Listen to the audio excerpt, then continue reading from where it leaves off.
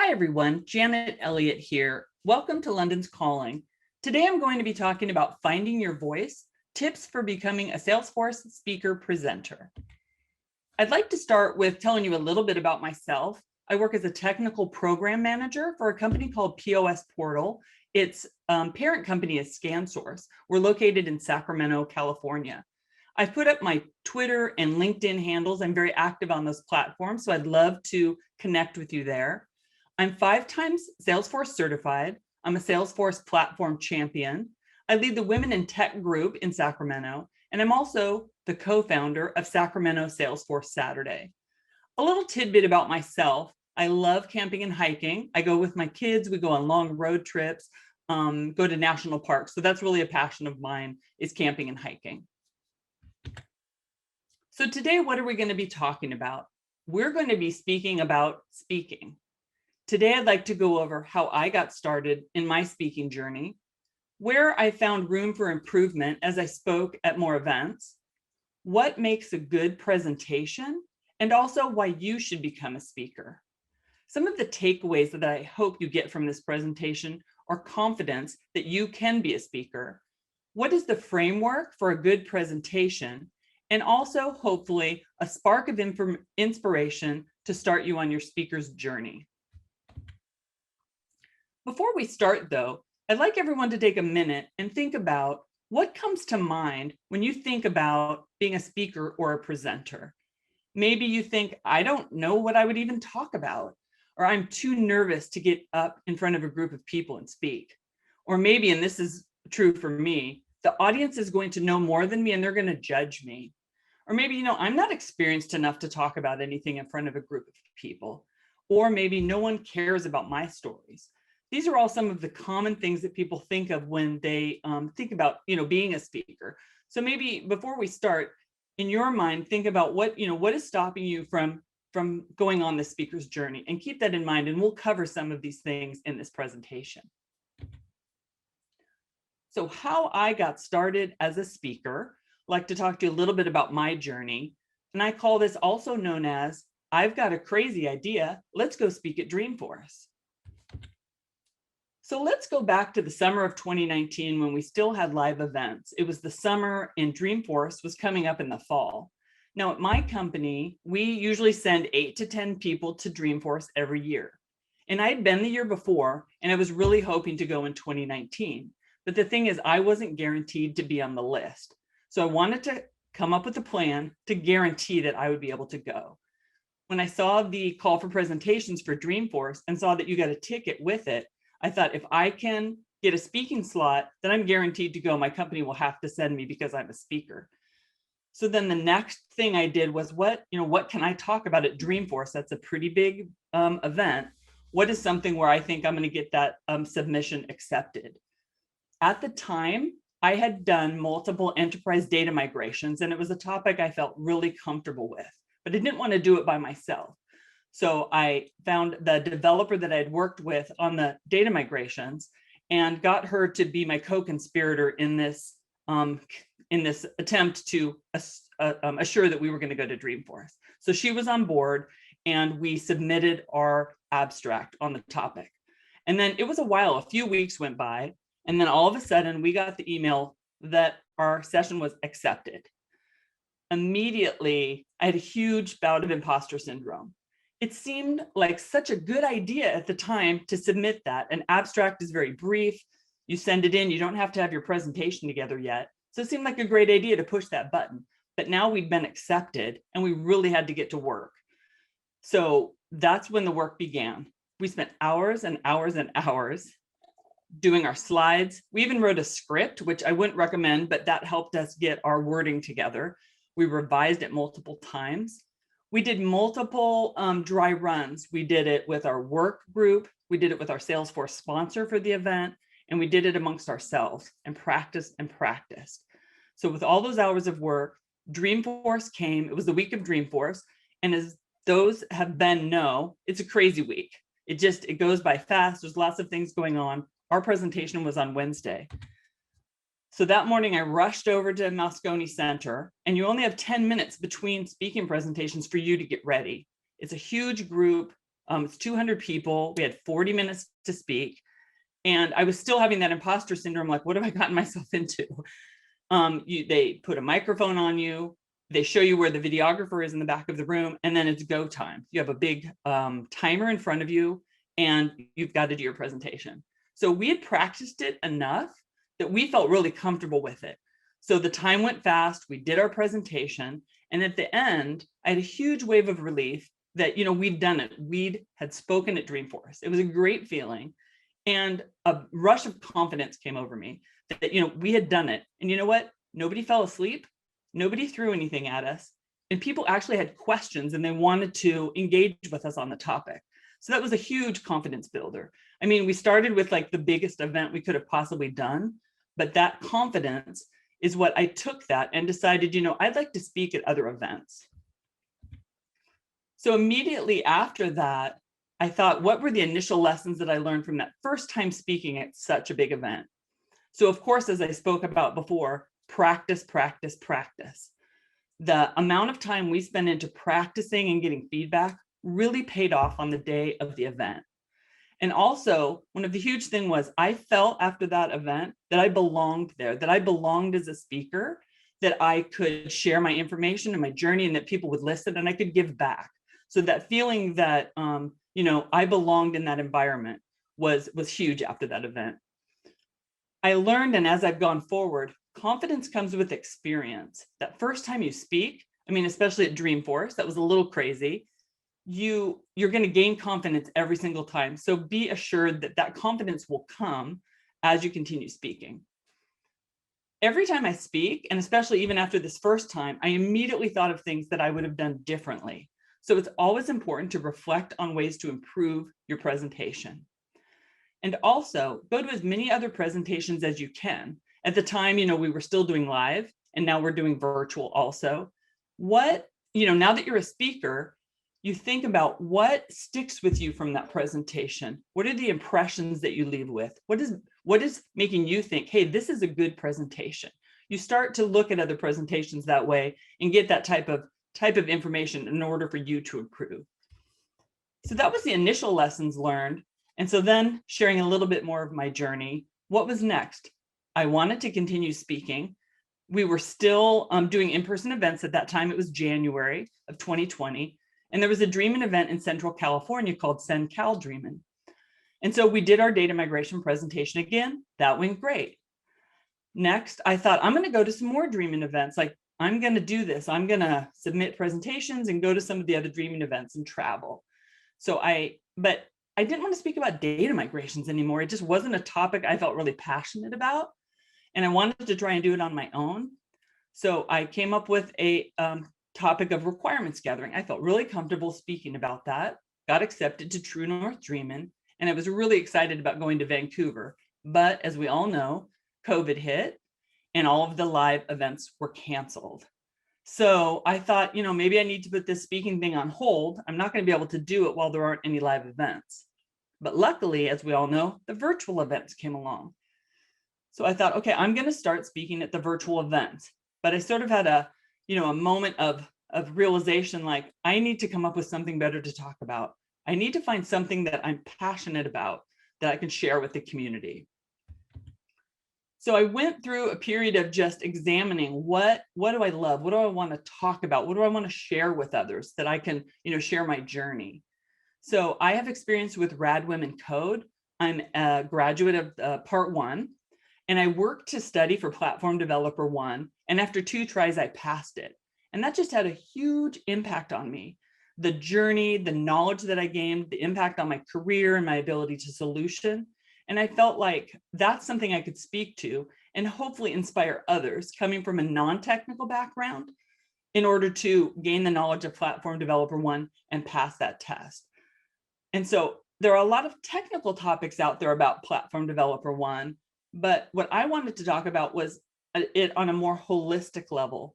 I wanted to talk about the journey to inspire others that they could do it even if they had a non-technical background. So I came up with the topic 0 to PD1. And what was interesting was when I was preparing those slides and thinking about what I wanted to speak about, because I felt so strongly about this topic, it made it so the process so much easier. Coming up with the slides, practicing, being able to speak about it. It was just a much easier process. And I was able to speak with the heart and with purpose. And hopefully, I was hoping that that was coming across in my presentations. And it allowed me to share my personal story. So when I was talking about data migrations, I mean, we shared a little bit of our story, but it wasn't the passion for that. And my personal story didn't come through as much as on this topic. And also, because I had been through that journey, I knew what others were going to gain from that presentation. So it was interesting to go from the first time I spoke to now. The process that I was able to go through was different when I found something that I wanted to speak about. So my next steps were I spoke at Virtual Dreaming, United Minds Summer Camp. We had a 2-part panel presentation at our WIT group with some awesome other women in tech. And I did a piece for 100 Days of Trailhead, all on this topic of 0 to PD1.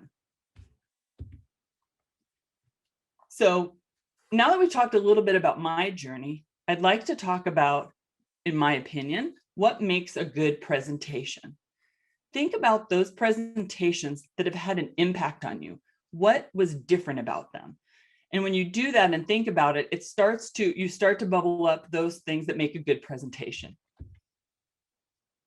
So you'll hear me repeat this topic, but for me, those sessions that have had an impact on me are when I see the speaker's passion for the topic coming through, even if it's a highly technical topic, their interest in it and their knowledge of it, that passion comes through. And they're sharing experiences, they're sharing examples, stories. They're not just reading lines. Even if it's a technical presentation, you don't want someone who's just going to share a help article and like read that back to you. You want to understand like, what was the thought process? How did they use that technical piece of information? And how did it impact, their journey? That's the type of things that people want to hear about. Being engaging and interacting with the audience. Normally when I'm speaking live, I'll ask questions, I'll have a poll, I'll stop and have people think a little bit. That engagement helps keep people present with your presentation instead of just droning out and listening to you speaking. It engages them more, and that makes a really good presentation. Stopping and making you think. Good presentations that I've been to, I leave with some sort of a spark of knowledge or inspiration. You're not going to remember the entire content of a presentation, but you are going to leave with, hey, that's an interesting idea. I'm going to go and research that a little bit more. Or I have this inspiration to go and do this particular thing. You leave with that feeling. And this next item is something that's been really impactful for me is you see yourself in the speakers, maybe in their role, their experience, their perspective, or their identity. There's something about them that speaks to you that you can take away from the presentation. For me, it was things like seeing people with a non-technical background become architects and hearing their journey. I saw myself in that. Or maybe it was a woman who got into a leadership position. Again, I saw myself in that, and I saw that it could be done, and that had an impact on me. So don't underestimate that other people are going to see themselves in you when you're doing a presentation. So a little bit of practical advice here. Some of these you may have seen before, but these are some of the things that I take into consideration when I'm doing a presentation. So having impactful slides. You don't want to just have a bunch of words on the slide. You want to have main ideas, and then you want to be able to speak to those ideas without reading the slides. Less text. Tell stories. This is a recurring theme in my presentation here, but people want to hear about you. They don't just want to hear about the topic. They're here to hear you speak. So they want to hear your stories. Something that I do when I'm developing ideas for speaking or writing is I jot down every idea that I have. I might be in the shower. I might be going for a walk. I have random ideas and have a notebook or some type of electronic platform that you're jotting those ideas down. I use Evernote, and I have one Evernote notebook where I jot everything down. It might not be a full-fledged idea, but it's a spark of information in my head that I'm writing down that I can develop later. You don't want to lose those sparks of inspiration because you can build on those. This is really just a practical thing. You need to practice the timing. You're going to be given a certain slot of time to speak, and you need to practice your presentation enough that you can fit into that time frame without rushing. And also understanding the time frames of the event. An experience that I had was in a virtual event, I was given 20 minutes to speak, but what I didn't realize was that the first 4 to 5 minutes of the presentation were the organizers talking about the sponsors. So suddenly I had lost 5 minutes of my presentation. So now I know up front to ask, if I have 20 minutes, is there anything else going to be involved in those 20 minutes so that I can be prepared? Knowing your audience, I talked about this a little bit when I was speaking about our second time speaking. Our audience was not as advanced the second time we spoke. It was an audience that was new to Salesforce. And we were speaking about data migrations, pretty technical, about some scripting that you can do as a developer. And I could see in their face that they weren't of the right level to really understand that information. And so it made me think, I need to really know my audience when I'm preparing the presentation, what level they're at, their perspectives, what they're bringing to it. That's going to help them gain the most from your presentation. So here's the thing, how do you start out? You can start small, maybe do a presentation at your work, and then you can work your way up to maybe a local Salesforce Saturday. I know that at our Salesforce Saturday, we welcome people for first-time speakers because we're a very casual group. We're happy to give feedback. And if you start small like that, it's a way to gain confidence so that you can move your way up. The next thing are user groups. I'm a user group leader. We are always looking for speakers. We welcome your submission as a speaker. And in the virtual world, you don't even have to stay local. There's user groups all over the world that would love to have you submit some type of presentation. So I think if you start small, you're going to start building confidence through these, and then maybe eventually speak at a dreaming event. And heck, you can be like me and just go for it and just speak at Dreamforce. There's nothing stopping you from being a first-time presenter at Dreamforce. Also, getting feedback is really important. I always ask for feedback, and I give myself feedback when I watch back the recordings that I do. So take note of that feedback and try to incorporate it. I record myself multiple times giving the same presentation so that I can look back at it and sort of give feedback to myself. Am I talking too fast? As an audience member watching it back, what am I gaining as an audience member? It gives you that different perspective. And also, as I've mentioned before, watching other presentations is really important because it gives you an idea of what makes a really good presentation. So this actually, I think to me, is the most important slide. Why should you become a speaker? You specifically. Your voice and perspective are needed in the Trailblazer community. You have a diversity of thought and authenticity. No one belongs here more than you do. I want to emphasize that you don't need to be an expert in order to share your journey or the information that you want to put in the presentation. Someone is going to benefit from that information. So in Salesforce, it's a spectrum of people who are just starting out their journey to those who've been using Salesforce from the beginning. And we need speakers to cover all of those areas. So maybe if you're just starting out, you share how I started in the Salesforce ecosystem. Or if you're just starting out learning one of the more technical topics, although it seems like it, everyone isn't an expert in Flow yet. So maybe you do a presentation on the top 5 things I've learned when I started flows. Your journey and your perspective are going to be important for those people who are in the same space as you, or maybe haven't even gotten there yet, and you're inspiring them. Another thing about the Trailblazer community, I think that we all know, is it's a very supportive environment. We're going to cheer you on. We want you to succeed in your speaking. So that's a supportive environment that you can come to, the user group meetings, the events, and we're not, we're going to be a supportive audience. The other thing that I found that's important about speaking is I've gained so much from the Trailblazer community. It's my way of giving back and inspiring others.